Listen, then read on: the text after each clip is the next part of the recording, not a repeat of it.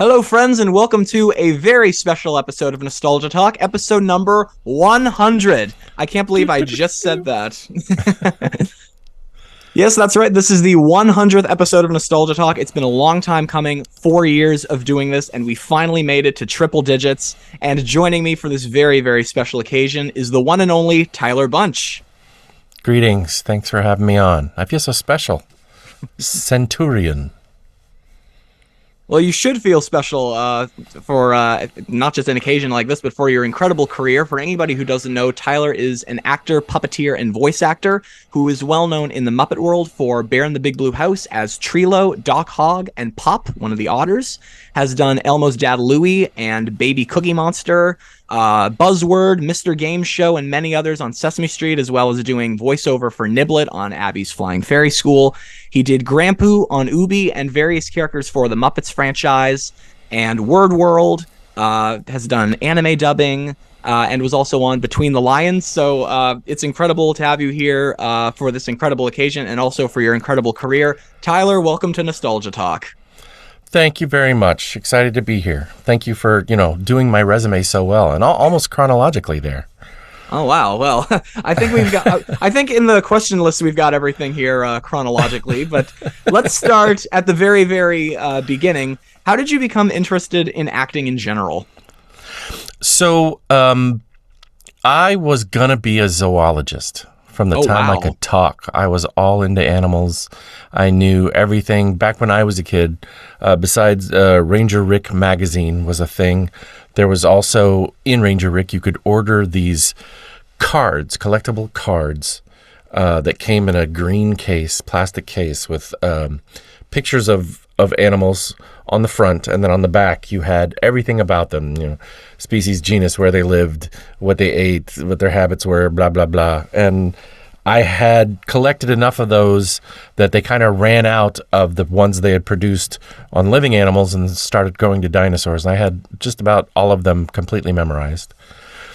But my father taught collegiate level theater and had a dream of teaching, being, in a tenured position. And from the time I was born in his undergraduate years, through my sister being born in his graduate years, and then trying to find places that would employ and give opportunities for tenure, his daytimes were always, and some evenings were always at whatever university's theater, either building sets or directing or acting or, whatever was necessary for the theatrical production. So if we wanted to spend time with Dad, it was in and around the theater. And summers were whatever the theater's summer programs for kids were. So I was in my first play when I was 3, and I pretty much, I would say every year was involved in some sort of theater something as kind of a hobby. And then when my parents divorced, and at that time we were living in Louisiana, we moved around a lot following that career that I was just pointing out for him. Mom moved back to where the two of them had met, and she'd grown up in Tulsa, Oklahoma. And in those throwing elbows, finding who you are as a junior high and high school student, I figured out 2 things. One was that the kids who were pursuing science careers had a better brain for the quote unquote science of it than I did. And don't get me wrong, I'm pretty above average thinker, and I can wrap my brain around most scientific principles. But the advanced chemistry and the advanced math classes that were sort of necessary to move yourself up in the zoological world, I was not as good as some of the other kids in the class. Oh. But in the theater class, it was like old hat. Like that, I'd been around that all my life. I had no fear about it. I took chances other kids didn't. It was where I found sort of intrapersonal home. And by the time I was 17, I decided that I wanted to be an actor. That was going to be my thing. So how did puppetry come into all of that?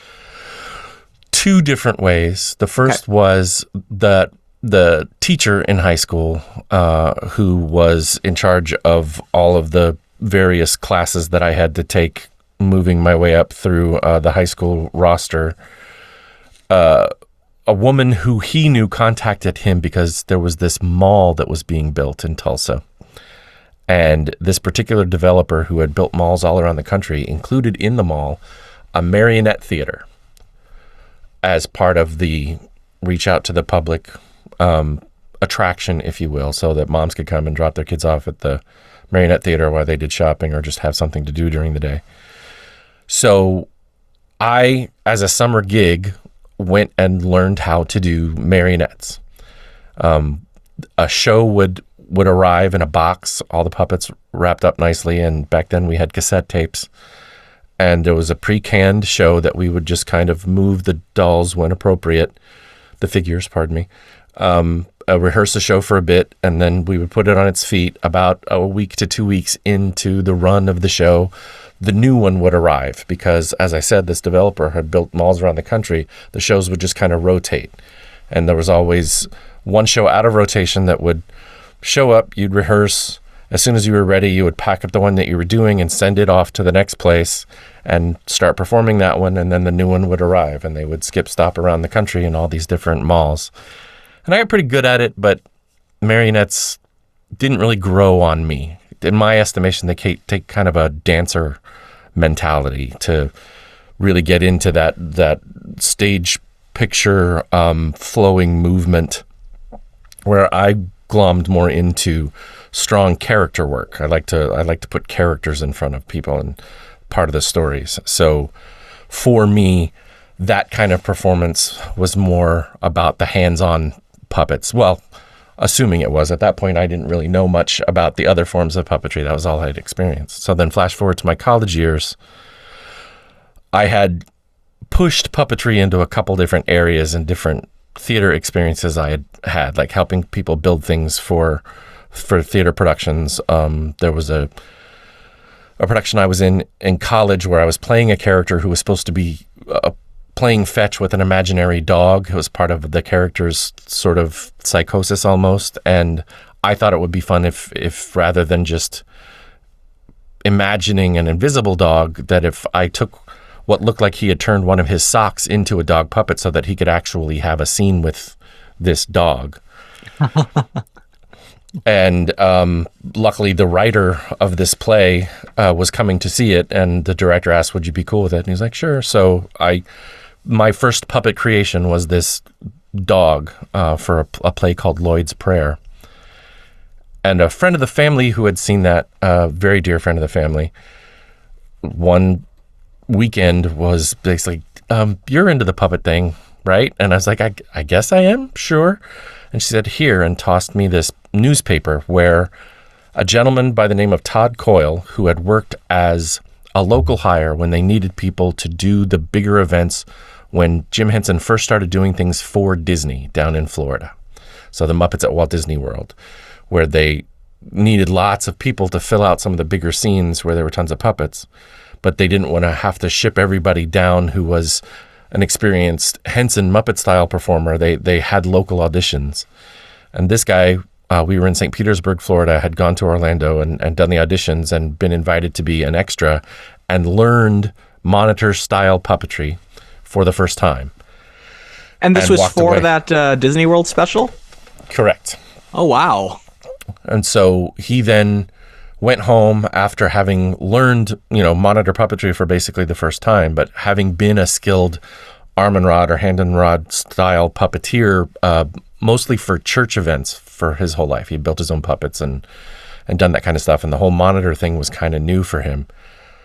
And he worked for like 6 months trying to get good at it by himself and realized the only way he was going to get better was if he had people to play with. So he literally put an ad in the paper that was the equivalent of, I don't want money, I can't pay money, but I want to teach people how to do this just to see if we can have fun together. And for the heck of it, I went. I'm about a sophomore in college at this time. Sophomore in college. And that first week was cool. There were over 20 people there. The next week there were like 15. Then eventually it got down to that there were 4 of us. technically 5 of us, 4 people and him. And we were so excited about, what if we did this twice a week? And so we would just get together and we would have the puppets that he made lip sync songs, and we would improvise scenes together, and we would figure out ways to challenge each other as puppeteers. Like we would lip sync a song, but we had all been given ourselves our own internal task of, when we came to perform it for everybody, we built in a secondary story, like some other acting moment under the lyrics. So there, whatever the song was, it didn't really matter. In an ideal world, you would try and paint the picture that the song was about something else and see if everybody could guess what it was you were doing, just to give ourselves the acting challenge. Wow. And eventually we made a video together, kind of selling ourselves as a group, and he eventually got us a gig, if you will, as a 5-minute segment of a local cable access kids show. Nice. Yeah, it was fun. It was a lot of fun. So you got to watch how the Muppet performers work by being a part, in a way, of the Muppets at Walt Disney World special. But you said that was but you weren't actually puppeteering in that. How did you eventually get involved in puppeteering for the Muppets? So after the kind of training ground of this kids show that we did with that guy who was, effectively once removed, Todd, our little segment, which was called Rex and Randy's Room, had gained a little bit of a following. And when I moved to New York to pursue an acting career, musical theater and whatever screen and or stage acting I could get my hands on, puppetry just being a toolkit, or in my toolkit, I sent a compilation tape of what I had done to the Muppets. Back then, they were pretty much, the Jim Henson Company was pretty much based in a big brownstone building, the mansion, they called it, in Upper East Side of New York. And didn't hear anything. And eventually I called and said I sent a tape. And the young lady that I had been passed to via the call desk basically said, yeah, we get a lot of tapes. So if somebody gets to it, they get to it. And I was a little pushy back then. Not that I'm not pushy now, but pushier. And sometimes you have to be in a case like that. There you go. Absolutely. I let about a week go by and decided I just wanted to know whether or not I had a shot. And so I sort of fibbed, and I called up the same person, who I now know was a woman named Renee Rochelle. And I said, look, I'm not expecting anything. I'm just hoping somebody can watch my tape, because I just got a job offer that's going to take me out of town for I don't know how long. And if there's any possibility I could work with you all, I would much rather stay in New York with just the opportunity. So if nothing else, someone can watch it and just tell me I should just give up on this, or there's any possibility you want to work with me, it would be really great. She's like, oh, can I call you back? And I said, sure. And about an hour later, she called. She's like, I got somebody who can look at it tomorrow morning. Is that too late? And I was like, no. And of course, I totally lied. I didn't have a job offer. And so then Kevin Clash called me and said, I liked your tape. I want you to come check out Sesame Street. We organized the day, and I went and I would just sat and watched them do their thing. And eventually during the lunch hour, I now know, again, hindsight being 2020, David Rudman and Joey Mazzarino had been asked to do a press event with some government official taking pictures with Cookie Monster, and neither one of them wanted to do it. They wanted to go to lunch. So they kind of conned me into, hey, there's this thing happening. I mean, I bet they'd be fine if you did the Cookie Monster for the photos. I'm like, really? I could do that? And this would have been before David took over Cookie Monster, right? Yep. That's hilarious. Just, they were standing in as it was, and neither one of them wanted to do it. So the irony of later David taking over Cookie Monster. But yeah, so the first Muppet I ever got to put my hands in was Cookie for this photo shoot. And there was actually a big chunk of cookie in the glove mitt, which, again, I know now that's something they did to tease each other whenever they did it, just to annoy you. Try to put your hand in the hand of the puppet, and there'd just be a bunch of cookies in there. But I just, I thought it was so special, and I put it in my shirt, and I'm like, the things that put stars in your eyes when you first walk on the set. The stars don't seem as bright later on, but it was still kind of fun. That's cool. So your first ever Muppet that you did was covering for Cookie Monster. Wow. Kind of, sort of. Just for still images. Just for pictures. Okay. So I understand that over the years during that, you kind of did like background on various Sesame Street stuff before landing Treelo on Bear in the Big Blue House. And I've interviewed Noel and Peter here before, and we've talked about the audition process with Bear and the audition process with Tutter. So how did you get Treelo? Is that one you auditioned for as well? Correct. And at the time, they were auditioning for pretty much all of the roles except for Bear and Ojo. By the time I got into the audition was about 3 weeks before shooting began. There was a bit of a push and pull between the creator producer Mitchell Kriegman and the Jim Henson Company, and that they kind of had their list of experienced folks who would bring puppetry to the fore that would support what the company saw as quality puppetry and a skill set that would help move the show forward quickly, because if anybody's got training wheels on, it kind of slows production down when you have to redo a take because of mechanical reasons, like somebody's performance wasn't quite up to par or the puppet didn't do the thing it was supposed to do. Hiring skilled people does help the production move along, and also it's about the reputation of the company.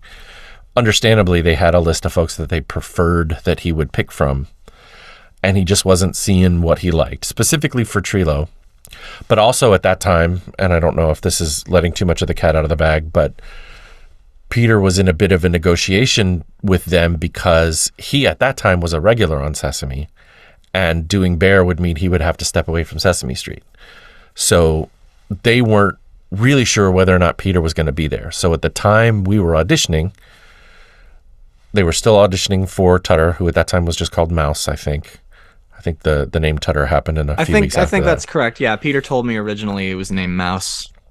And they were auditioning for both roles of Pip and Pop and auditioning for Treelo, because in theory, whoever was going to do what, the way the show was originally intended to be broken down and written, was that Bear would say hi to the kids and introduce the subject, and then he would have a scene with one or two of the characters, and then another scene with one or two of the characters, and then he would go and say goodnight to Luna, and they would wrap up the show. The idea of all characters being in everything sort of morphed through the first season till it was just fun to have them all in the shot. So the reason we were double cast was because we weren't ever really supposed to be in scenes with both characters if we were cast. So one person was supposed to do Tutter and one of the otters, and one person was supposed to do Treelo and one of the otters. At that time, the character of Treelo was called Rolo. Well, that's better than what my friend's dad called it. I have a friend in college who, one time during a break from class, I got a message from Noel, and I was with my friends. I was like, "Oh, Noel McNeil just texted me." They're like, "Who's Noel McNeil?" I said, "Oh, you'd know him best as Bear on Bear in the Big Blue House." And we started talking about Bear in the Big Blue House, and I said, "Oh yeah, I'm friends with Noel, who does Bear. I'm good friends with Peter, who does Tutter. I know Tyler Bunch, who does Treelo." And my friend was like, "Oh, my dad always used to call him Rainbow Butt Monkey." He does kind of have a rainbow on his butt to a certain degree. Precisely, yeah. Wow. That sounds like a new after hours gig for me. I should try and figure out how to do that. So when I auditioned, I was auditioning for Mouse and either of the otters and Treelo. And the one voice that I kind of worked on, or I should say the character I had worked on, was Rolo, because I liked the sound of his name. And I have this thing as an actor, whenever I'm learning dialects. I like to really focus on if someone's speaking English as a second language or speaking someone's native language as if it is not their native tongue, they have a tendency to pronounce their own name more like their original language. Like, and there's simple, like one that I do with my wife, who's from New Jersey, whereas I'm, like I say, from Oklahoma in the South. The name Dawn in New Jersey, it's Dawn. In Oklahoma, it's Dawn. And in the way down south, it's Dawn, right? So depending on where you're from, Dawn, and Dawn are the same name, but you're going to say it differently depending on where you're from. I kind of built, at that time, his gobbledygook language, which the sort of educational, where these characters fit in terms of development, was supposed to represent a young child's mind who's getting their hand on language, and they can understand more than they can recall. So you can understand everything that mommy and daddy are saying to you, but then there's a point where you want to say something and you don't quite remember the word, and or you only remember the thing that you want to say. I want this, bottle, and bottle's the only thing that comes out. Treelo was supposed to be that level of development of the normal kids sort of upward trend of communication. And so his made-up language was supposed to mirror that idea of baby babbling with the occasional word that would come in. And I based all the sounds that I did for my audition, which was the same exact thing as the voice that you hear in the series, had all those R's and L's and that kind of round sound. Mm-hmm. So I came in doing that voice, but apparently what got me quote unquote cast is this moment that was in the first episode where then eventually named Treelo was afraid that when the water is being let out of the bathtub that he might get sucked down the bathtub. And once the fear subsided and Bear explained, you can't get sucked down the bathtub. It's not how it works. It's, you're safe. You're fine. I chose, which wasn't in the script, for Treelo to laugh at himself for making the mistake. Oh, I was afraid. That's so silly. Silly me. I made a mistake. No one else had made that choice in the auditions. And I've been told since that Mitchell Kriegman kind of had a eureka moment of that's Treelo, that it's okay to make mistakes. You just go in full force, try something. If it works, it works. If it doesn't, it doesn't, and you learn something. And I got a phone call on the bus and the ride home 3 hours after my audition telling me that they were offering me the part, which was kind of cool. Nice. So for Doc Hogg, because Doc Hogg wasn't introduced on the show until a little bit later on, he was more so a recurring character among the main group. Was that one that you auditioned for as well? So I'm not sure who had the first idea for who the town doctor should be. I know that from a curricular standpoint, it was sort of decided that removing kids' fear of the doctor would be a cool thing to do, because we all have to go to the doctor, figuring out a way to erase the fear, or at least show our characters either dealing with their fear or tackling it in some way, and the other characters kind of, oh, doctor, yeah, it's no big deal, would be a good thing to represent. So the idea of there needing to be a doctor happened. And so in the writer's room, the group of writers, P. Kevin Carlson and Andy Yerkes, and oh no, this is not good. I can see her beautiful curly hair and I can't remember her name. I'll look it up in a minute. Apparently banged heads, and they thought it would be fun if he was like the old country doctor, and they would come to us on set, like on a break or whatever. It's like, we were thinking maybe the character would be like this. What do you think?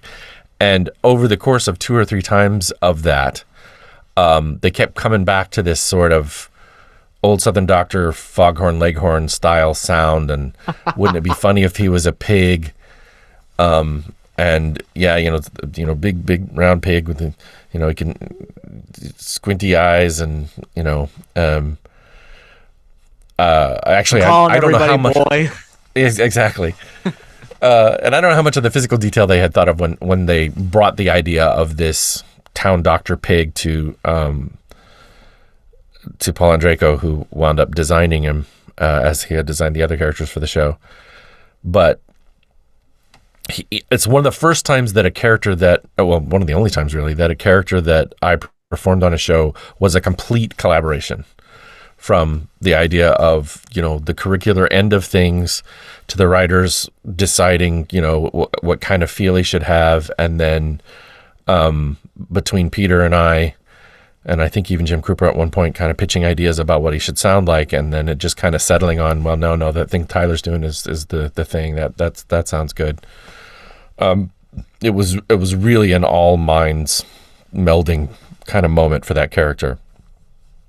And the first time I put him on and moved him was the first scene. Like the gentleman who built him after Paul Andreyko's designs, Eric Engelhardt, literally walked on with his fingers still sticky with glue onto the set an hour after lunch and kind of handed him to me because we had to shoot the scene and we hadn't even seen the puppet yet. And all of a sudden I'm doing him on set. So he really was a 0 to 60 design, creation, and collaboration from the get-go.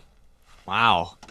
So when I interviewed Noel and Peter, and I've also talked to Mitchell and Andy, who you were mentioning, and among my friend groups, when it comes to the discussions about shows like these... Claudia is the other one. The other writer. Sorry, go ahead. Yeah, that's what I thought. Yeah, I was just... because I know that show had a lot of writers. But one of the things that we always talk about is, and the same with Sesame Street, when I interview the writers on this podcast, like I've interviewed Norman and Lou and Emily, Ken Scarborough. And the thing that always gets brought up when it comes to kids shows is, some of the most significant moments, that tackled, issues that, let's just say that kids will need to understand no matter what age they are. So what do you think are some of the most significant moments from Bear in the Big Blue House? Oh, wow. Well, there's the general themes, just in terms of how the characters interrelate. Like I was describing before, the Tutter's the kind of the ego of information of, I know that, and so I know all about it, and you can't surprise me, and this is how I feel about it because I already know about it.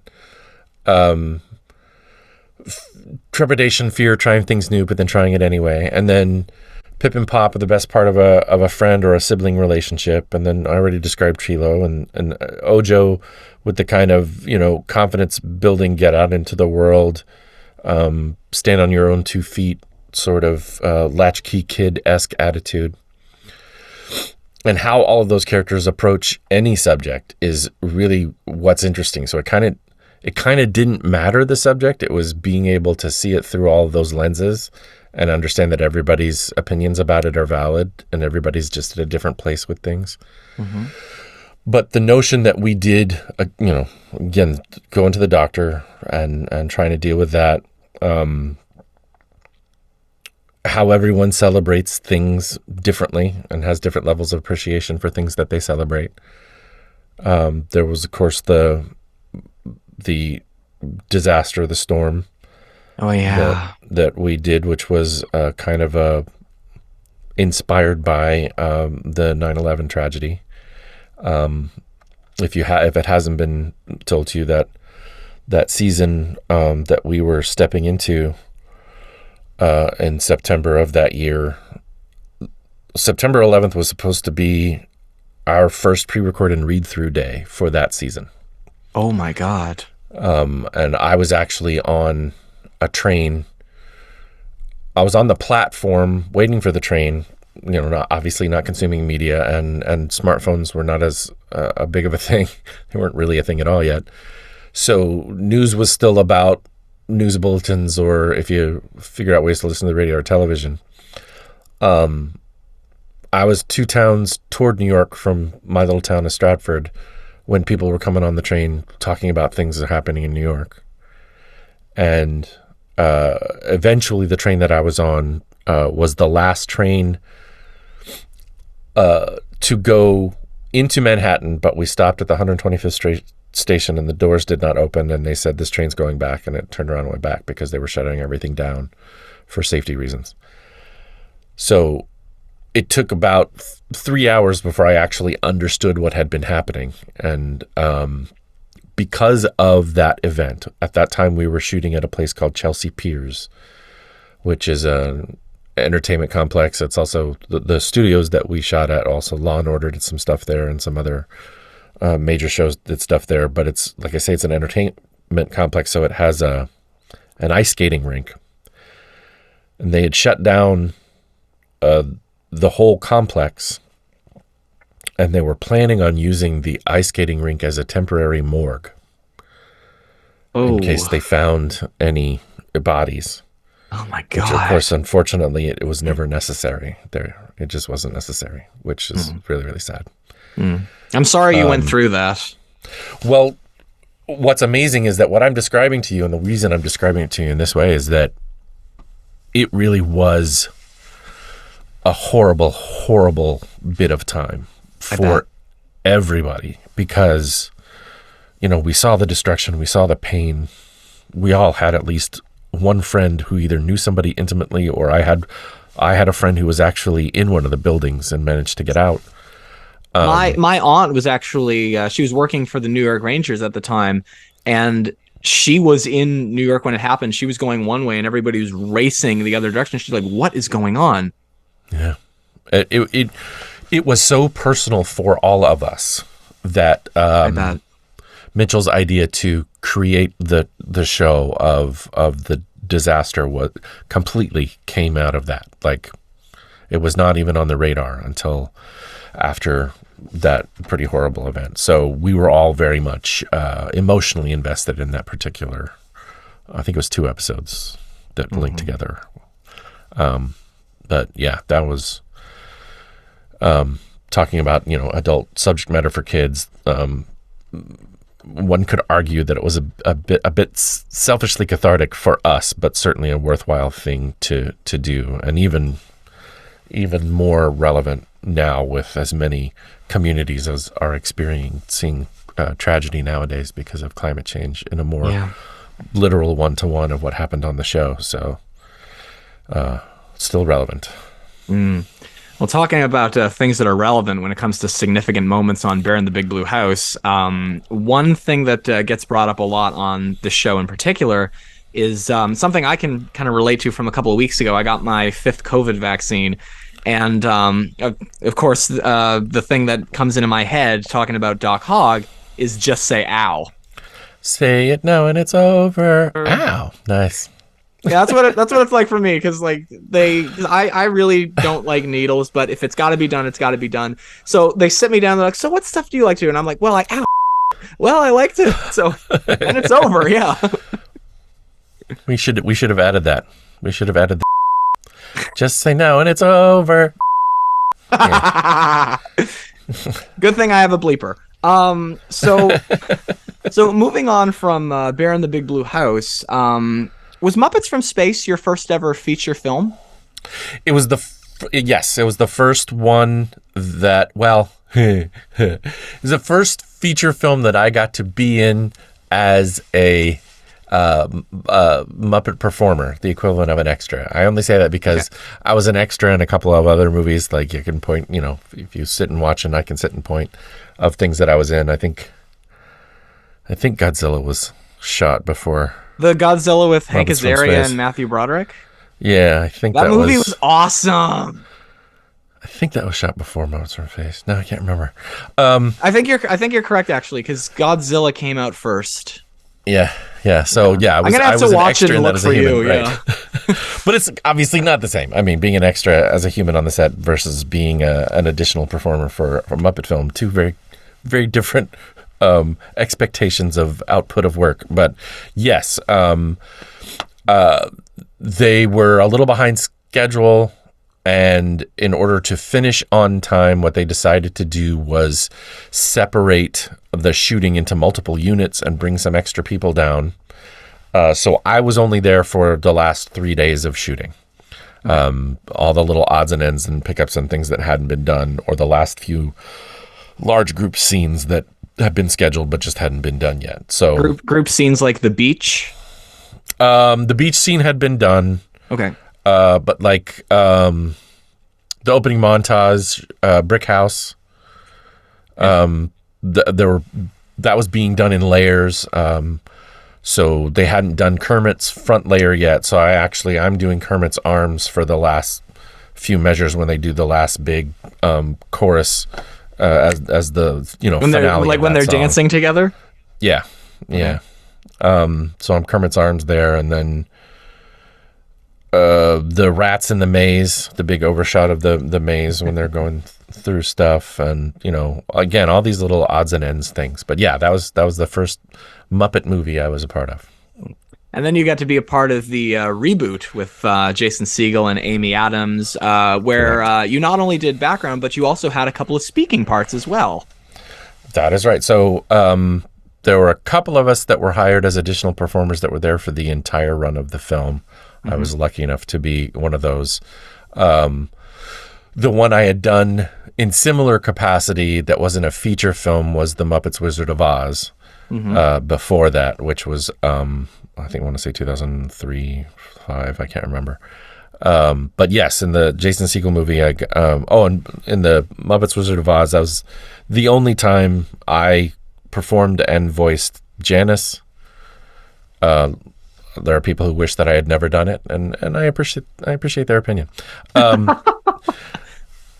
But moving forward to the Jason Segel film, yeah, I got to be one of the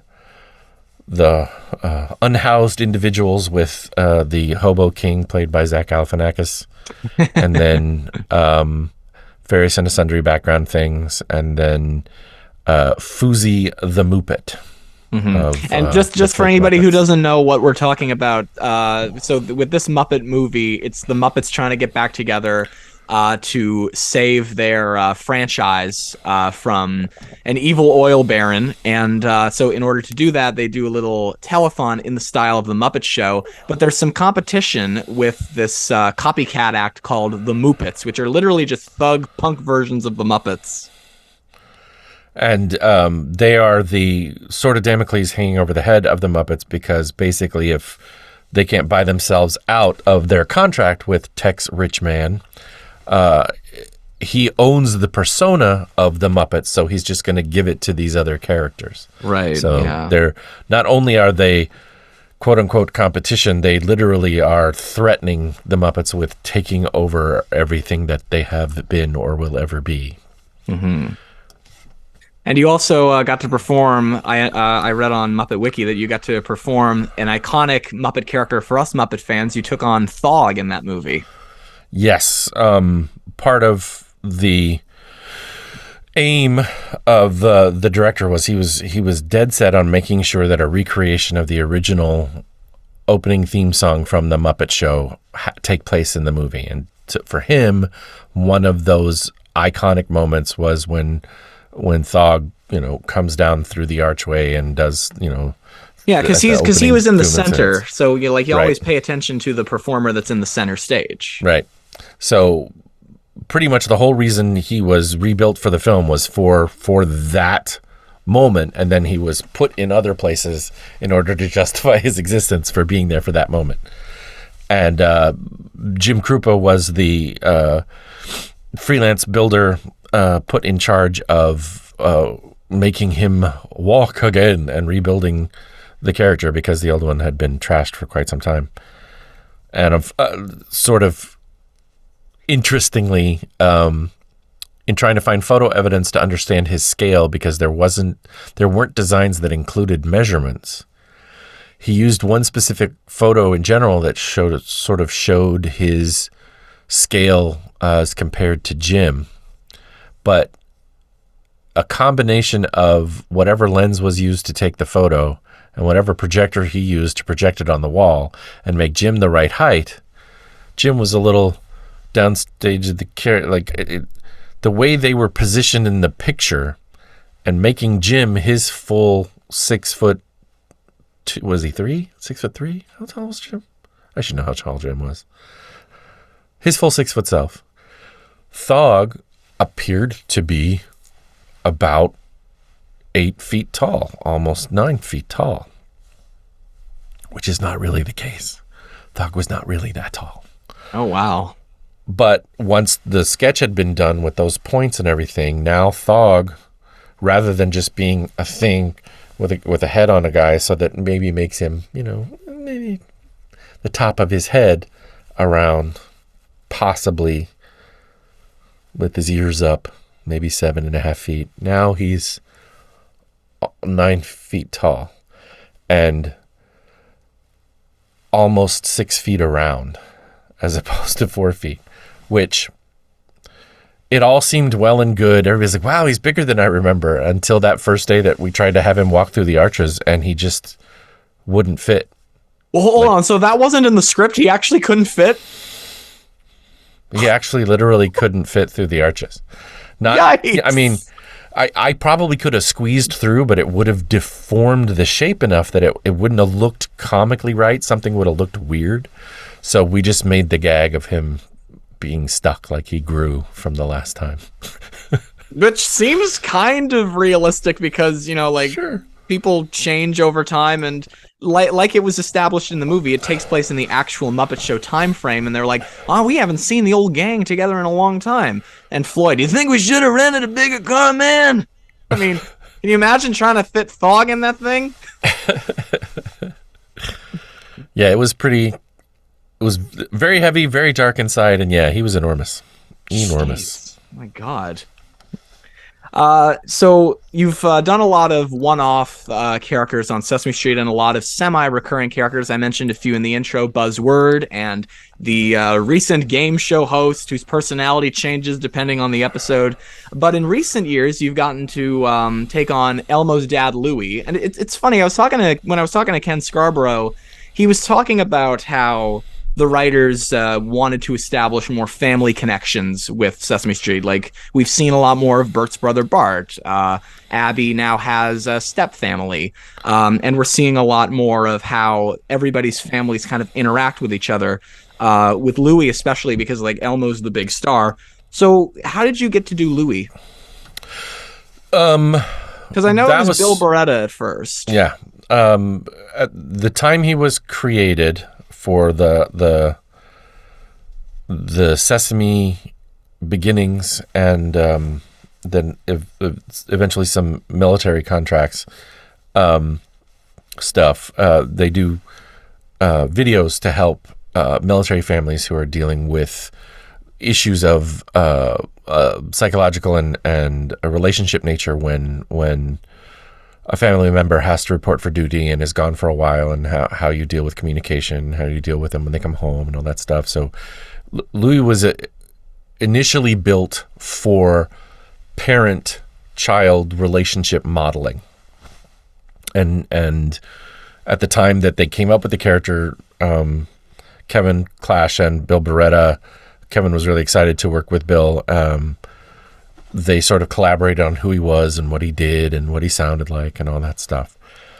And I came in to assist a couple of times for Bill, and also because we were an ensemble of players for the Sesame Beginnings videos, where, if you've ever seen those things, it's a baby version, or I should say, in the same way I was describing the sort of stair step of development of the characters of Bear. With this, it was kids in very early stages of development. So yep. Elmo was the youngest, Cookie Monster was the next up, baby version of Big Bird was the next up, and then a young version of Prairie Dawn was the next in terms of age. And you saw their parents dealing with those different developmental ages and how to focus their energy and creativity. So I assisted Bill a couple times for both that and for the military projects, and then was cast as Ricardo, Rosita's father, for some of those military projects when that character was created. So Bill and I had a working relationship. And there were a couple of times for these outreach projects, as we call them, that Bill just wasn't available on their schedule. Or financially the flights out were too challenging, or there were a couple of different reasons, either for production or whatever. So I stood in for Bill once, and then stood in for her again. And I think about the fourth time that schedules didn't align, Bill just basically said, "This is silly. It's not good for the character. It's not good for the audience's relationship with the character. If it's going to continue to work out this way, it should just be Tyler. He should just have it. You should just let Tyler do the character." So that's what happened. And they called me up to tell me about the conversation. And I was like, "Oh, thank you very much. That's good to know." And I immediately called Bill and I was like, "Is this really happening? Are you sure?" And he's like, "Yeah, it just doesn't make sense. It's not fair to any piece of the puzzle. So you should just do it." And back then, there was sort of an edict. You talk about your conversation with Ken Scarborough. In order to keep from alienating the kids at home, because Elmo was the most popular character, the idea was you didn't want to represent a relationship with a caregiver that all kids couldn't have. Like, a lot of kids don't have their dad around the house. A lot of kids don't have their mom around the house.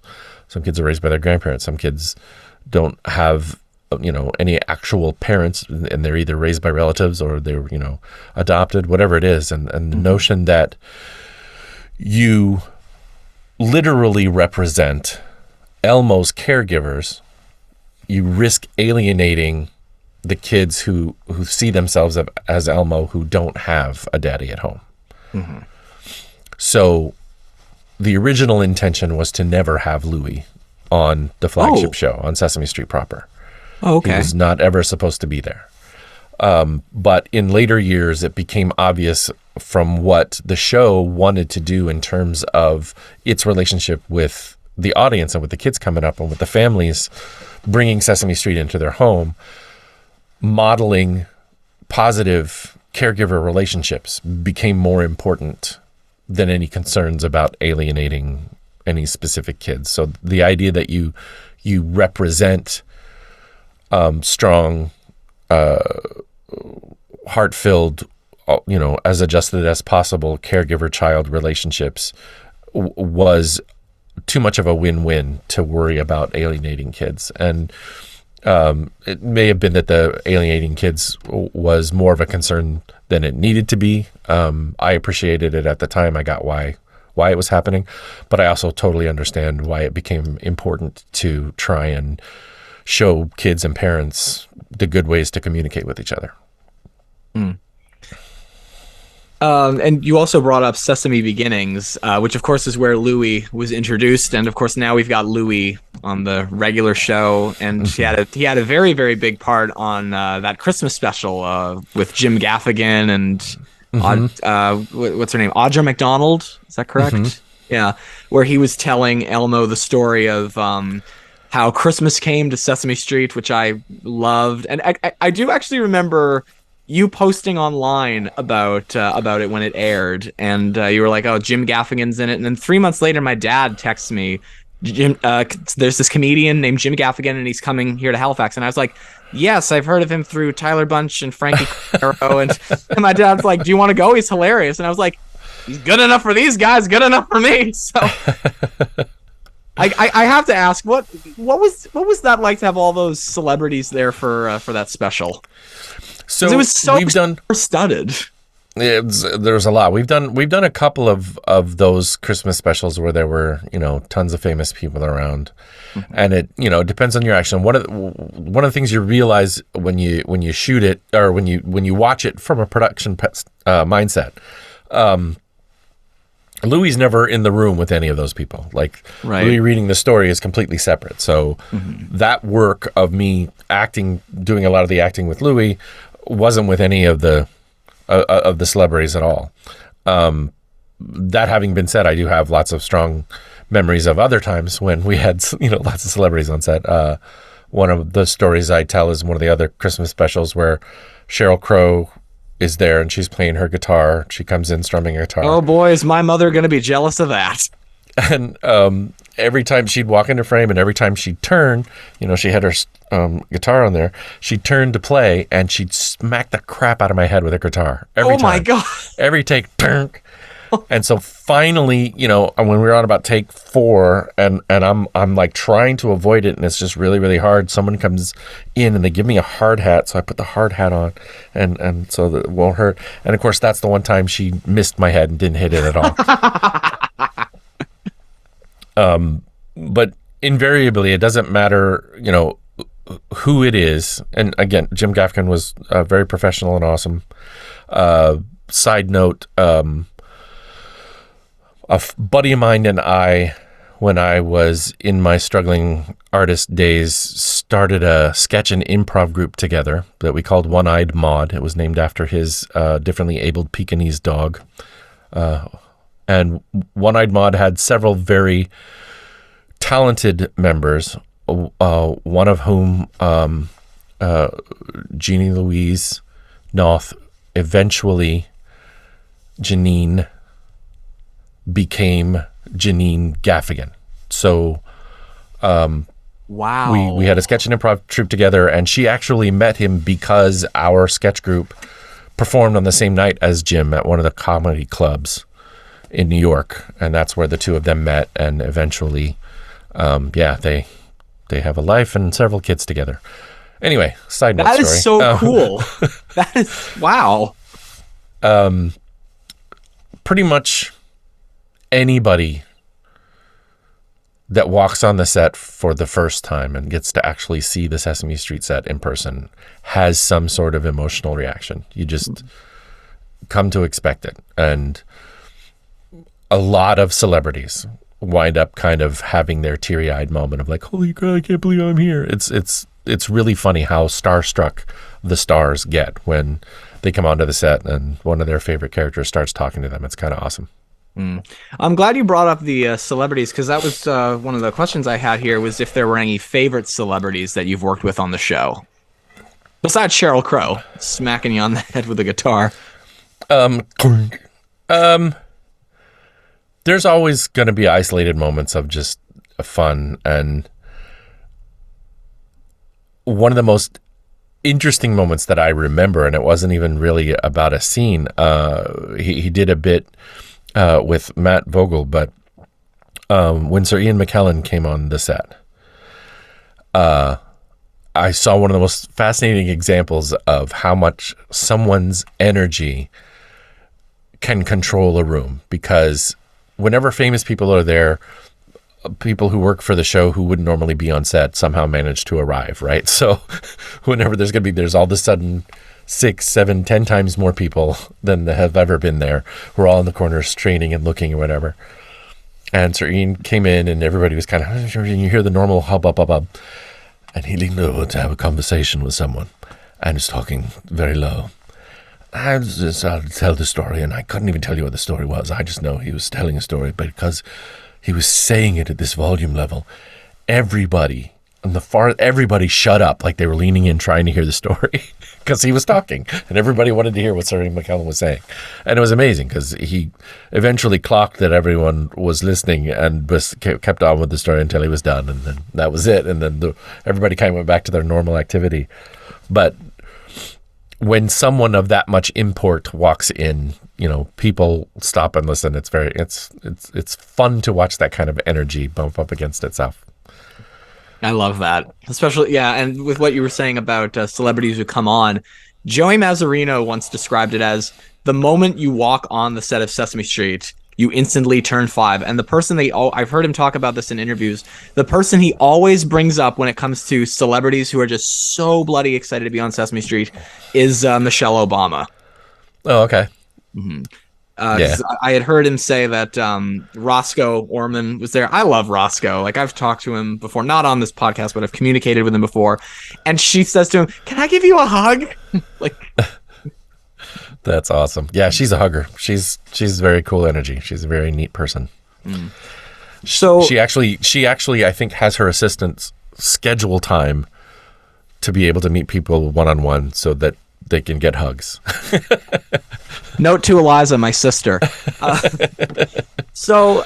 We earlier talked about Sesame Beginnings, which of course was the introduction of Louie, character who later became your own.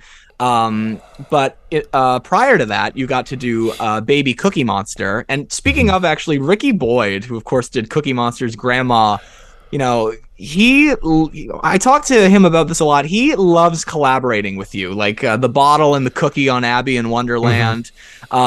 When you were doing a piano player on Sesame Street and he was doing the hands, I asked him about that. He's like, I just had Paul Rudolph help me out and I just faked it. I don't know how to play piano. But with Baby Cookie Monster, what was that like? And the irony of your first Muppet being actual Cookie Monster. Right? I know, right? So with that one, when Kevin started helping the producers put a cast together, there was like a list of folks that were going to perform. And he, I believe, thought that John Tartaglia was going to play Baby Cookie. And he brought me in to do Grandma. And we started doing this sort of audition workshop where people were just picking up the characters and playing with them and trying different things.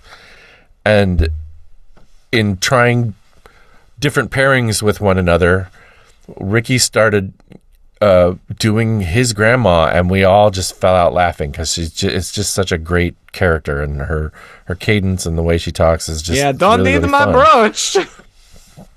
And the stuff that I was bringing to Baby Cookie seemed to meld Cookie that exists. You could kind of see how this little thing could grow up to be Cookie Monster that exists. And so by the end of that day, Ken was like, I'm really shocked. This is not how I thought it was going to work out. But I think you and Ricky make sense. I think that's what we're going to do. Are you cool with that? And I was like, yeah, of course I'm cool with that. But the kind of working in a green screen environment, green screen for Cookie, there are certain limitations. You can't just go whole hog with improvising and things because everything is imagined and pre-planned. The camera angles kind of have to stay the way they're going to stay. That having been said, you know, we were allowed to screw around a little bit and try to make each other laugh. And Ricky's a very talented performer and an excellent manipulator. Mm-hmm. And he was actually performing with me. We were part of the crew together that was brought up to do Muppets Wizard of Oz, so we already kind of had a working relationship, which helped. Yeah, I've learned a lot from Ricky. Like when I started thinking about going to film school, like I've learned a lot in the film business from Ricky and from Marty Robinson and Stephanie DeBruzzo. I recently just put out on YouTube a short film that I made. And cool. I included them under special thanks. That's nice. When I started to think about going to film school, I said, Ricky, do you have any advice for me? And he sent me links, Amazon links on books to order. And then by the time I got to film school, those books were required reading. Oh, funny. Wow, that's awesome. Yeah. Always ahead of the game. Oh, yeah. So are there, in addition to all these characters I brought up on Sesame Street that you've done on a regular basis, you've done a handful of one-shot characters. There's actually a page on Muppet Wiki now, Tyler Bunch characters. Like, they keep track of all the Muppet Oh, seriously? performers. Oh, yeah. I'll send you the link. They keep track of all the That's Muppet hilarious. performers and all the individual characters that they do. They've got main characters, recurring characters, minor characters, unnamed characters. That's hilarious. Oh yeah, they've got pages for all the OGs. They've even got Joey Mazzarino, Brian Meal, David Rudman, Julianne Awesome. Busher. I don't know if I said her last name correctly. You did. Okay, excellent. So are there any characters on Sesame Street that you've performed one time and one time only that have really stuck out in your memory? Pretty much anything that happened for Elmo the Musical. Okay. Because we got to do it's just so rare that a one-time character gets a song, and in almost all of those the one-time characters got a song. It's like why they're there. So coming up with something that you're right off the bat sort of collaborating with the musical geniuses that are putting stuff down, and what the writers have brought to the page, and how these characters kind of have to pop like they're existing in this world that only exists there for those 5 minutes, because the next week it's going to be a completely different world. Pretty much all of the Great Hafini, the athlete, the what was it, the big blob thing, the ham actor, like all of those were it was just such a fun group and such a fun collaboration from top to tail. And I mean, we had, Broadway performers and Tony nominated artists that were part of every episode. It was awesome. Or every segment, I guess I should say. It was a lot of fun.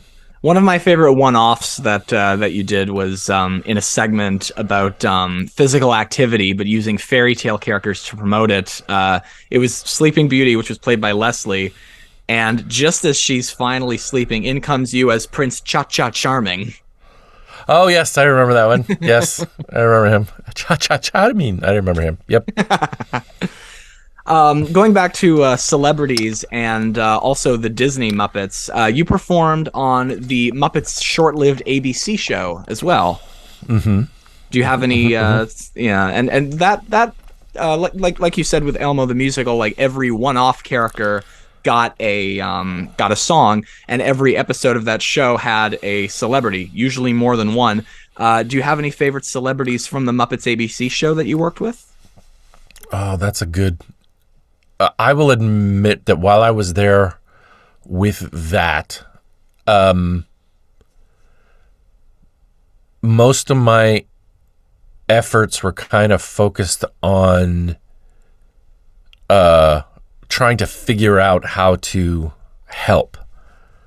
Meaning, there were, besides assisting the main characters, doubling for the folks who were in scenes and couldn't perform both of their characters at the same time, and figuring out how to give as much life but reality to the world that was creating. I sound like I'm repeating myself from what I just did for Elmo the Musical, but I think mainly because of Bill's influence, grounding the characters in as much reality as possible, so that when the stupid Muppet moments happened, they really stood out. Like trying to make it feel like it was the real goings on behind an actual television show. Finding ways to give unique character moments for these characters that weren't really ours. I have very little memory of any of the celebrity interactions because I didn't really do them, right? It was the guys performing their main characters who were usually interacting with the celebrities. So we didn't, as support performers, didn't interact with them that much. Okay. But that having been said, I do remember when Key and Peele came in, very specifically that they were in it. Like as soon as they walked into a room, they didn't look at us at all. They were all about the puppets. Like cameras on or off. They're like, and I remember Key leaning around the corner one point, he was like, "Animal, animal, animal, animal." And the performer who was doing it was on the other side of the room under a table and it wasn't used to responding because it wasn't Eric, it was someone standing in for Animal. So they were just kind of doing it and they're like, "God, he's talking to you, what?" And finally turned and looked to him. And so after this, I don't even know how many times, "Animal, animal," finally looked at him, "What? Sup?" And that's all he did. But he was in it. It was very funny. I love those guys, Keegan-Michael Key and Jordan Peele. They're so funny. Going back to the Muppets movie with Jason Segel, Paul McGinnis wanted me to bring this up. Uh-oh. I talked to Peter Linz about this too, and I thought about it the other day when I heard Feist on the radio. Paul told me that after Feist's little cameo on that Muppets movie, Paul and you, Peter, Matt Vogel, and David Rudman were all going out for pizza and invited Feist to tag along. And Paul was driving his parents' minivan, and you guys dropped her off at the house. And Peter Linz was like, "I was just in the back of a minivan with Feist." It is very true. Now we had an experience with her already, because I believe she had done her parody song for Sesame before then. Yep, that's when I first knew who she was. Yeah, right. So she kind of she recognized a couple of us, which kind of put her at ease. So much so that, after that interaction, we said we should hang out sometime, some more or whatever. When it came time for the premiere, and a lot of people, I wasn't associated enough with the major film industry to realize that premieres, they seem like it's a big party for the cast and crew to say, look at what we did. But I've since, and very specifically, Brian Henson kind of said, yeah, that's not what it's about. It's that was about a good impression. Free. Thanks.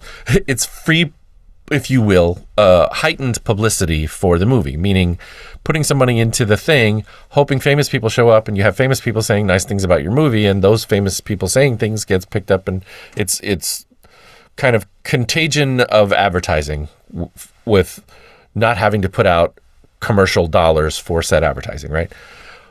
But we just felt weird because, the puppeteers who had worked on the whole movie didn't get invited. Like the support puppeteers, we didn't get invited to the premiere. Oh. It was just the core performers.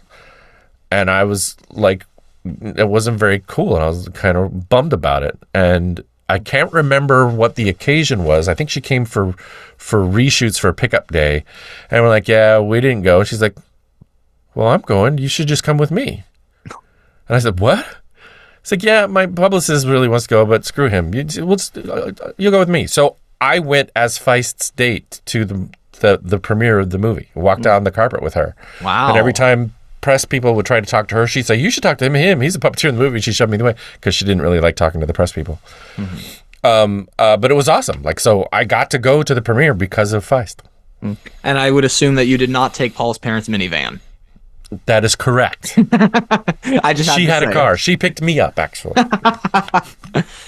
So moving on from the Muppets, as I mentioned when we started, like in the intro, and I was listing off all your characters, you got to perform Grampu on Oobi, which is very different than Muppet style puppetry. Like I've talked to Stephanie and again Noel and Cheryl Blaylock and Pam Arciero about the performance style of that show. And what I really do like about it is that when people think of puppeteering, they think of it as working with your hand. But for that show, the puppets are the hands, just with features on it. So was that like difficult for you at all? It was kind of freeing, actually, because with a puppet, no matter how well made they might be, with a puppet over your hand, unless it's just a thin piece of fabric like Kermit might be, the subtle movements of your fingers aren't necessarily going to read, like the very tiny emotions. You still have to do some sort of movement. If it's covered, you got to do some sort of movement in order for it to read as an emotional physical expression. And just having your hand, you can do the tiniest little, as a show of, whatever the emotional intent might be. Just the tiniest little finger separated for a second becomes a reaction, right? And so it requires you to be subtle. But the other interesting thing was, it's funny that you call it's not really Muppet style, because what they may have covered is Josh Selig kind of, to my understanding, came up with the idea because he saw a Muppet training workshop, a Sesame training workshop, where they had put ping pong balls on people's hands, as eyeballs, to practice the lip syncing and simple choreography in front of a mirror in order to not mess with, dirty up, or endanger any of the expensive puppets. That's how a lot of the Henson style workshops and Muppet and Sesame franchises now specifically deal with early on exercise training. Is just 2 ping pong balls on an elastic strap with pupils, and everybody lip syncs with their hand in front of the mirror. And the guy who created it saw that and was kind of like, this is interesting and compelling just on its own. You don't need the puppets. And, the simplified language and all that stuff, Ubie sprang from that idea. One of the things that I find fascinating is that I found out afterwards from Marty Robinson, because he and Pam Marciero's company together had sort of designed the puppets and were part of the production team. They auditioned all of us and were part of the auditioning rounds as people were narrowed into spots. I was the only one who came in with a different hand shape. Everybody came in doing the typical my hand's in a puppet thing like we do for the workshops, and I was like, Grandpa, I should be a little old, and I curled in my fingers and put them on top, and I didn't do it to stand out. I did it because it just made sense to me. It's like, oh, he's the old guy, he should be a little shriveled. But apparently, like I say, I was the only person who auditioned who did that, which I think that's fascinating. But to me, it just proves the adage of bring your ideas. But go ahead.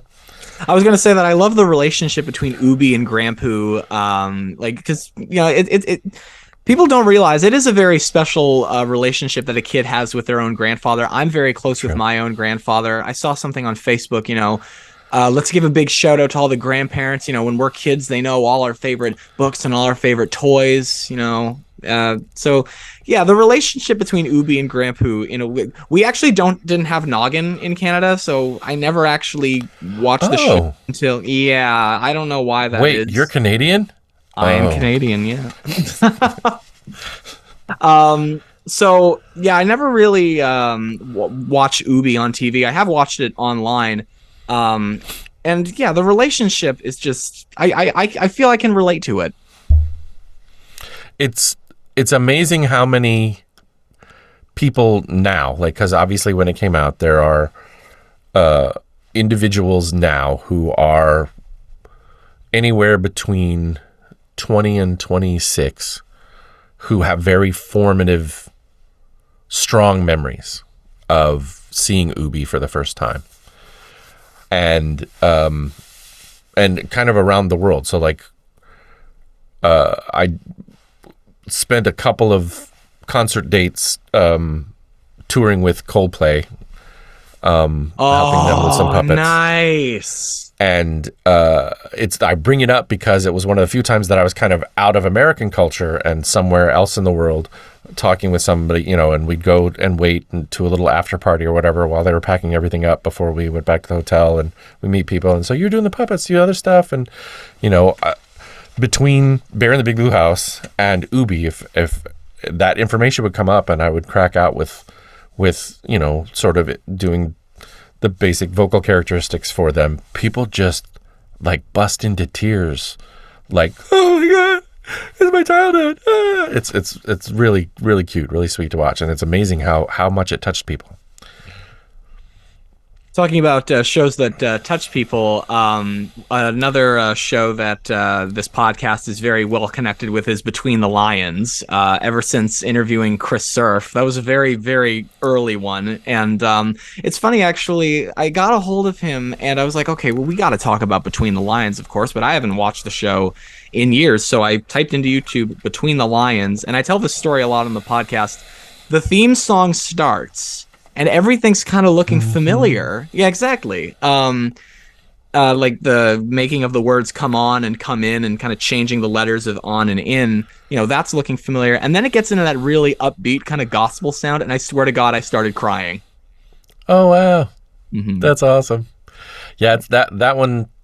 A lot of very creative, very intelligent minds went into developing that one. And it's one of those shows that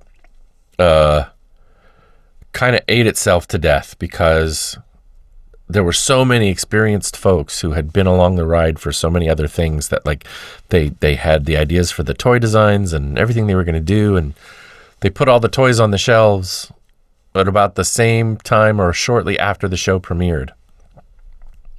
And the way the retail cycle works, by the time people actually knew about it and were watching the show and were interested in buying the toys, which is part of what funds the next evolutions of a show that's on public broadcasting. It had been through too many 13-week retail cycles, and all the toys were on the sales shelves, and the retailers weren't ordering anymore because they weren't selling. Mm-hmm. So by the time they were a high-ticket item, they looked like they didn't sell, and nobody was making them anymore. So it's almost like they got too ahead of the game, brought the toys out too early, so that even though it was a very popular show and a lot of kids would have loved to have the stuffies in the games, they didn't align with the way the world worked. And so kind of sad. That's a show that should have kept going full force for a long time. And you got a regular in that, Dr. Nitwhite. Mm-hmm. He was a lot of fun. And again, that comedic relationship, the duo thing with Tim the Gas, was a lot of fun because he's a very strong performer, a very strong comedic performer. Oh yeah, Tim's so funny. That's one of my that's one of my favorite things about Tim. It's just his humor on any show when it's a new character like Ubie or Crash, or my particular favorite on Between the Lines, Artie Smarty Pants. He really went all out to make that character like the parody of a Vegas style magician. Mm-hmm. He's very, and again, not only just the characters on the show, but also in helping realize some of the stories that were told, the storybooks that were read and then reenacted with different puppet arts and different styles of puppetry. A lot of Tim's creative genius got to be displayed in various aspects of that show, which was cool. I was telling Lou Berger that Lou is a very good friend of mine. He was a two-time guest on this show, actually. The first time was just a generic nostalgia talk like this, and then I had this idea to do a look back on the Slimy to the Moon series. So nice. I invited Lou, because he was the head writer at the time, and Marty, who's the previous guest, to come back. We did it individually, but I was like, would you guys like to look back on Slimy to the Moon with me? So that was a lot of fun. But when I had Lou on the first time, we were talking about because he helped co-create Between the Lions, and he always loved Cliffhanger and Sam Spud, Potato Detective. And as a kid, I didn't think that was a potato. I just remembered him as the guy with no eyeballs. That's funny. That's hilarious. Mm-hmm. Yeah, there's a double connection there because, I was the narrator for the Cliffhanger series. That's right, yeah. And then the big Wassa parade for when Slimy took off, where everybody was behind the barricades on Sesame Street, was one of my first days working on Sesame Street. Oh, wow. I assisted David Rudman that day. So, yeah. Nice. Worlds colliding. Yeah, absolutely. Yeah, it seems we have a lot of mutual friends. Let's shift gears a little bit and talk about, before we get into fan questions, when I announce these shows on social media, I ask listeners if they have any questions they'd like to contribute. Okay. There's only 2 here. But not that popular, I guess. That's fine. So let's shift gears a little bit and talk about voice acting, because you were a regular contributor to WordWorld. Correct. As multiple characters, yeah. WordWorld was the toy idea came first. And the gentleman who created that toy, Don Moody, had these stuffed toys with magnets in them. I don't have one here. I think it's in storage, but so that you saw DONG became a dog, and then when those pieces were together, the silhouette of a dog could be seen made of the letters that spelled its name. So in the silhouette, you can both read its name and see what it is. And he thought at the time he needed to create a show around characters that were of the style of this toy idea in order to sell the toys. And at the time, he was like, well, the most popular show is Sesame Street. I should do puppets. And somehow we got connected. And after a few meetings with him, we decided we would do a teaser-style pilot, if you will, where we just shoot some scenes that look like they were lifted from an episode. I had him order oversized toys from his designer makers, and I turned them into puppets and cast my friends, Peter Linz and Vicky Eibner, as other characters, and we shot the equivalent of a pilot for a puppet version of WordWorld. And over the course of that, I had been with him helping create the characters and come up with who Dog was and who Bear would be and who Pig would be and all of this sheep and figuring out how they interrelated and what would go on with them. So by the time we get the pilot, I had really helped hone in my way as a cog in the very large machine of all the creative people he had on board, including his cousin who became head writer, built this construct of what WordWorld would become. Over the next 7 years, him trying to sell it, it became very clear that animation was the smarter way to go. And by the time it became an animated project, my contributions as a show creator, if you will, or at least part of the creative team, had to be filled by other folks with his animation partners. And the only sort of slot left was as a voice actor and story sort of consultant. So that's why I don't use my name as a voiceover actor on it, because I have a name as a producer on it. Oh. And it was sort of the cooperative deal that we had. So yes, for WordWorld, the original animated version, I am the narrator, dog, fly, ant, cow. I don't remember, a couple others. Well, it's cool that you were also a creative producer for it as well. Yep, and that is the reason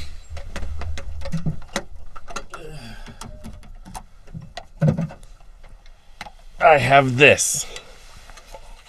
Oh my God. None of the listeners can see it, but I can. An Emmy. Wow. Yeah. WordWorld for best... What is it? Outstanding Children's Animated Program. 2009. Congratulations. Why, thanks. Mm-hmm. And in addition to doing the voice of characters in WordWorld, you've done anime voice dubs, and I'm very new to the world of anime. Like, it's only recently that I've seen stuff like Spirited Away, Howl's Moving Castle at our fan convention here, HowlCon. You know, the cosplaying is usually anime characters, which has prompted me to want to check out a lot of these things. And it seems like a really challenging thing to do voiceover-wise, because the original voice actors who do it in that native language, and it's animated to kind of match that. So, like, when I saw Spirited Away for the first time, I'm like, the only issue I have, and it's not the people's fault, is that it's out of sync. Do you find it challenging at all when it comes to doing anime dubs? So multi-tiered answer to that. Okay. There are so many people that help a dub happen. The team or the studio that's involved, or the studio that's picked, usually if the people who did the creation in the first place are at all involved, look for someone who artistically aligns with what their approach was in the original creation and how the original dialogue and the word-specific choices and performances impact the audience in very specific ways. They ideally find a production house that's going to help carry that into whatever the new cultural impact / language is. So in finding the right partners to create a dub, hopefully you find the right house to begin with. Then you've also got what's called the lip flap dub, or the lip flap script, or new language script, where someone very painstakingly goes in and tries to write things that not only have the same emotional impact, but hopefully have as close as possible to the same syllabic content, even in terms of what mouth shapes would be in an ideal world, and then also write it in such a way so that where the commas would be and where the ellipses would be make sense not only for the language but for the performance that you're seeing on screen so that they align. Then you find a director and an engineer that understand the emotional intent of everything, and that director and engineer and possibly producer of the dub are involved in finding voice actors who can do all of the above and make sure everything aligns well. So for me, it's a combination of kind of almost being innately musical in that you hear the rhythm of what's happening, ba-ba-da-ba-ba-ba-ba, so that if you hear the original language and you hear where the emphasis is, you can do the rhythm with the same intent as the original, but make sure that it feels culturally appropriate to whatever the people who are listening to your language that you're speaking, so that they're not taken out by, why did he say it that way? That's weird. And then also putting in your own oar as a performer to make sure you're kind of kicking it up a notch to put your stank on it. Sometimes it's very creative. Sometimes it's like you are a fleshy version of a keyboard, and the director and the engineer just want you to make sure that you hit all the right notes and move on so that you're completing it. You get more work if you're better at getting things done in a short amount of time. So right. It's one of those jobs that if you're not experienced at it, it's going to be harder to get work because you cost the studio money. You sit in the booth longer than someone with experience would have sat in the booth. Mm-hmm. But all of that having been said, some of the most talented artists I know from the voice acting perspective are involved in the dub world, and it's sometimes very unfortunate because it's one of the least paying jobs you could get as a voice actor. It does not pay well at all. Fair enough. So to wrap it up, a couple of fan questions. This first one comes from a fellow by the name of Anthony Thompson. And Anthony says that he met you at Dragon Con a couple of years ago. He's a regular contributor to the fan questions. And he's a regular commenter on Nostalgia Talk's social media, Facebook, Twitter. You guys know where to go. Links in the description. And a lot of his comments are like, even if they're not questions, they're just so nice. Like, I love how passionate you are about all these things, Muppets or otherwise. You know, I really do appreciate it. I do read all the comments that come on Nostalgia Talk social media. So Anthony's question for you is, did the script for Sesame Street Dinner Theater Man of La Mancha call for Donnie to have a completely different singing voice, or was that your idea? Kind of cycling back to Treelo's voice a little bit there. I don't know whether I'm just remembering the fact that Joey Mazzarino was so tickled by it or whether or not it was his idea. I'm not really sure. Okay. Everybody, both the cast and eventually the writers, knew that one of my gigs, if you will, as an actor, while all the different hats that I wear were, you know, moving up the scale to new and better gigs, I was a ensemble member for the New York Gilbert and Sullivan Players, who are an operetta company. Mm-hmm. And most of the folks knew that I sang continue to sing Barry bass, opera style. And I can't remember whether it was written with me in mind or it was an after the fact, wouldn't it be funny if Tyler did it? But once I was given the opportunity, I knew from the first time that I saw the script what was expected of me and the fact that I was going to be doing it that way. But I can honestly, I don't know whether it was the writer or the director or Joey or Kevin or some combination thereof who suggested that I do it. We'd have to look at, maybe been Joey that wrote it. I'm not really sure. Well, that actually just reminded me of another one-off character that you did that I really liked on the Birdwalk Empire parody, Agent Van Cuckoo. And that featured Joey and David, and also legendary Muppet performer Frank Oz. I loved how Frank would come back to do not just Grover, Bert, and Cookie Monster, but one-off parody characters too. Yeah, that was kind of a by design thing, because once it was obvious that it had worked itself into this thing that, like, when you get Frank, you get him for a day. So the whole production knew that there was a Frank Day coming up. So on a Frank Day, we try to do as much of the stuff that we think Frank can contribute to, right? So the Spider-Man thing with Grover, and the Birdwalk Empire, and what was the other one? Mad Men. I want to say some Downton Abbey thing. Upside Downton Abbey. Upside Downton Abbey. All those were all shot on the same day because it was the Frank Day. Oh, that's cool. Yeah. Now, this isn't exactly a fan question, but it's something one of my previous guests wanted me to bring up. This is from James Godwin. Uh-oh. He told me that you both were invited to perform on Lazy Town. That is correct. Mm-hmm. So the pilot, we shot in. I know it was October. I can't remember the year.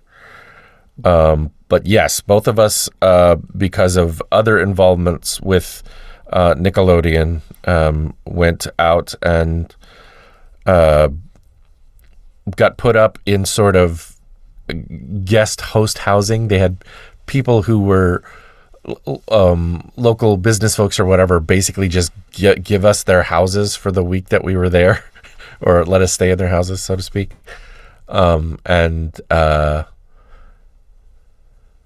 While they were figuring the puppets out, they were these very kind of hefty aluminum boxes with handles under them, with the mechanics that were then just covered in latex. It was very challenging puppetry and very interesting. And I was so pissed off that Godwin got bumped up to first class and I didn't. So annoying.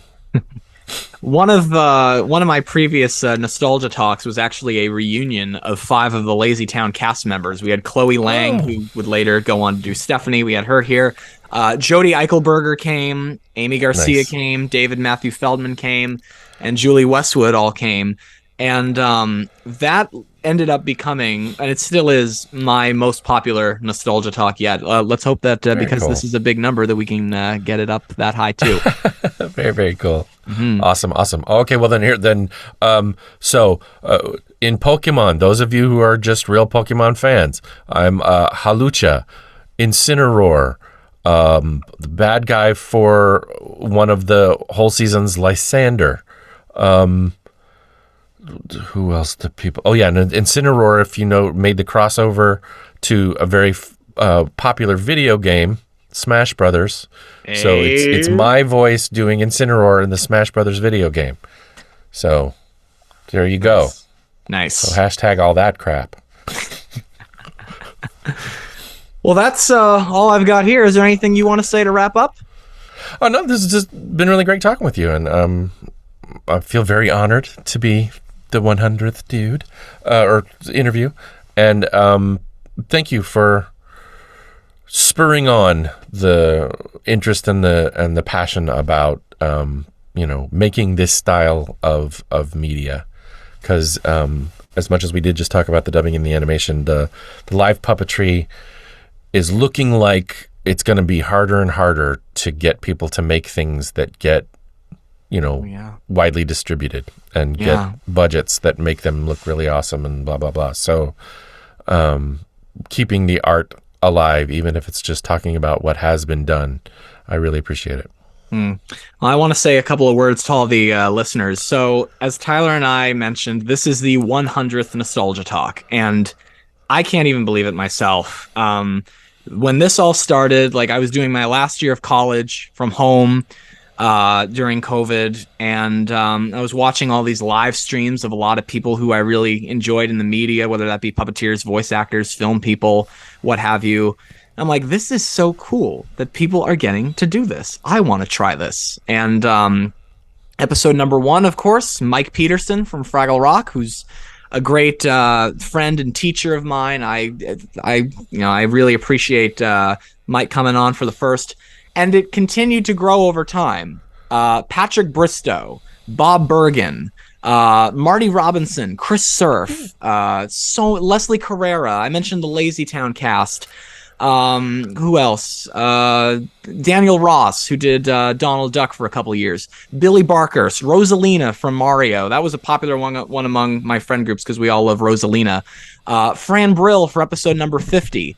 And it's carried on since. One of the kids from Home Alone. One of my really, really, really good friends, Peter Linz, Corey Burton, Jim Meskimen, just and everyone. You guys can see the picture of all the 100 guests that we've had on in the video right there. So normally I would list them off, but I feel like I would be here for another full hour of me just listing off all 100 guests. So to all of those guys, a big thank you for coming on Nostalgia Talk in the last 4 years to share their nostalgic stories with me and with you. We're all in this together. All these 100 people, they're more than just guests on a podcast. These are my friends. I still communicate with these people. And, to be able to not just interview them, but have a conversation with them has been incredible. Like, there are people I never thought I would ever get the chance to talk to, like Austin Pendleton, the Austin Pendleton, the famous Austin Pendleton, and Louise Gold from The Muppet Show, Lou Berger, Norman Stiles. I never thought that I'd get the chance to talk to these guys at all and to still be friends with them. Like, that really does touch my heart. And of course, a big thank you to you guys, the listeners. Can you believe that you guys have done this 100 times? When there's a new one, you guys check it out whenever it's there. I know it's on sporadic occasions because people get busy, but still, I do appreciate you guys coming to listen. It's really grown over the last 4 years, and it's been a lot of fun. And I'm not done yet. We just announced this week episode number 101 featuring Rachel Kimsey. I'm very much looking forward to that as well. And I'm looking forward to the next 100 episodes of Nostalgia Talk. Maybe it'll take another 4 years, but who knows where the future can go from here. And, just again, thanks to everyone, listeners, guests. This has it's been an incredible experience, and yeah, thanks again, and I'll see you the next Throwback Thursday. Just a reminder, when there is a new episode of Nostalgia Talk announced, when it's ready to go, it'll be out on Thursdays for Throwback Thursday, so I will see you the next Throwback Thursday. Peace out. If I could record 100 podcasts and I could record 100 more. All right. Hi, James. Congratulations on reaching 100 episodes of Nostalgia Talk. I had the great honor of being your very first interviewee. So from all of us here on Peterson's Island, out to you. Congratulations on 100 episodes. My Robot B9 congratulates you. Rusty the Automaton congratulates you. Gilligan and the Skipper and Brandon Bear, we all congratulate you, and you might be touched to learn that there's a young man in Newfoundland so inspired by your work on Nostalgia Talk that he reached out to me and offered me a gift. Cameron Strickland from Newfoundland painted this, his rendition of my Fraggle, who I've named Angus for obvious reasons. Congratulations, James.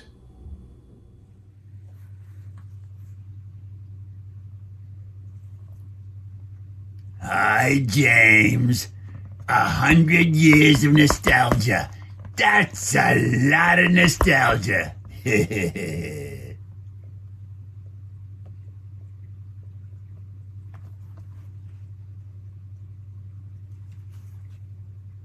Hi, James. Congratulations on your 100th episode of Nostalgia Talk. I'm wishing you millions more, and thanks for having me on.